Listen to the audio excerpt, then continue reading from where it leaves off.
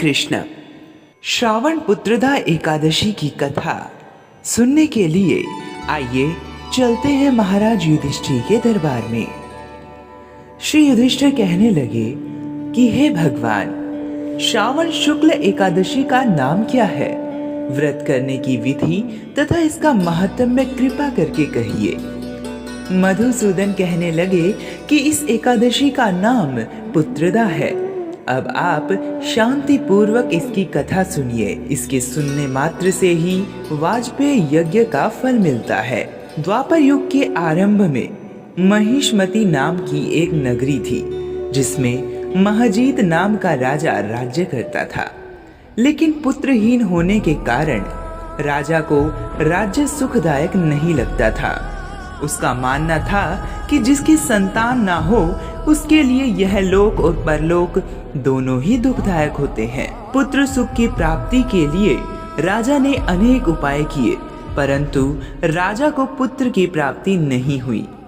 वृद्धावस्था आती देखकर राजा ने प्रजा के प्रतिनिधियों को बुलाया और कहा, हे प्रजाजनों, मेरे खजाने में अन्याय से उपार्जन किया हुआ धन नहीं है, ना मैंने कभी देवताओं तथा ब्राह्मणों का धन छीना है। किसी दूसरे की धरोहर भी मैंने नहीं ली। प्रजा को पुत्र के समान पालता रहा, कभी किसी से घृणा नहीं की, सबको समान माना है।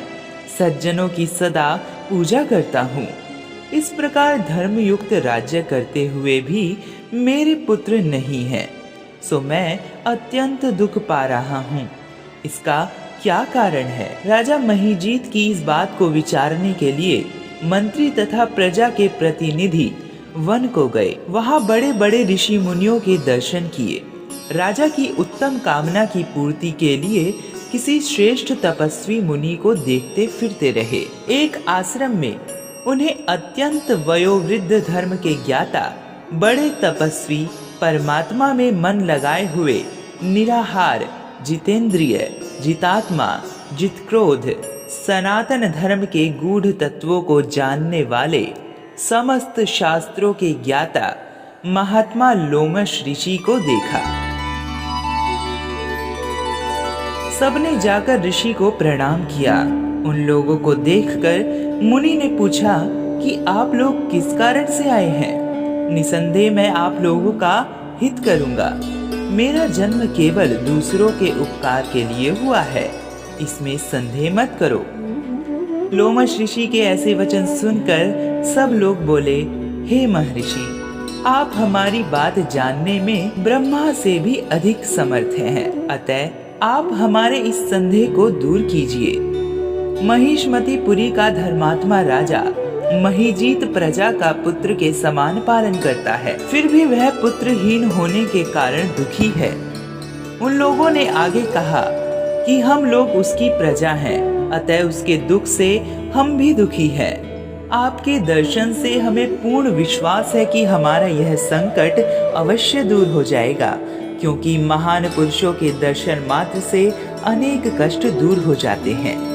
अब आप कृपा करके राजा के पुत्र होने का उपाय बतलाएं। यह वार्ता सुनकर ऋषि ने थोड़ी देर के लिए नेत्र बंद किए और राजा के पूर्व जन्म का वृतांत जानकर कहने लगे कि यह राजा पूर्व जन्म में एक निर्धन वैश्य था। निर्धन होने के कारण इसने कई बुरे कर्म किए। यह एक गांव से दूसरे गांव व्यापार करने जाया करता था।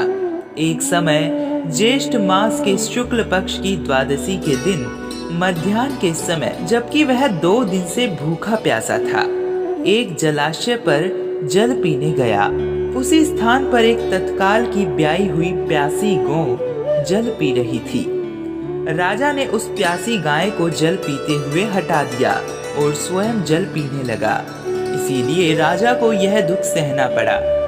एकादशी के दिन भूखा रहने से वह राजा हुआ और प्यासी गौ को जल पीते हुए हटाने के कारण पुत्र वियोग का दुख सहना पड़ रहा है।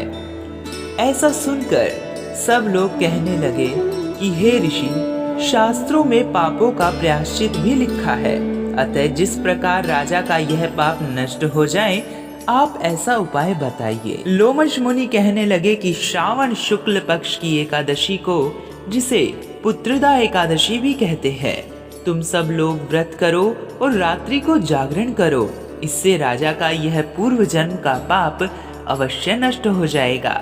साथ ही राजा को पुत्र की अवश्य प्राप्ति होगी। लोमश ऋषि के ऐसे वचन सुनकर मंत्रियों सहित सारी प्रजा नगर को वापस लौट आई और जब श्रावण शुक्ल एकादशी आई तो ऋषि की आज्ञा अनुसार सबने पुत्रदा एकादशी का व्रत और जागरण किया। इसके पश्चात द्वादशी के दिन इसके पुण्य का फल राजा को दिया गया।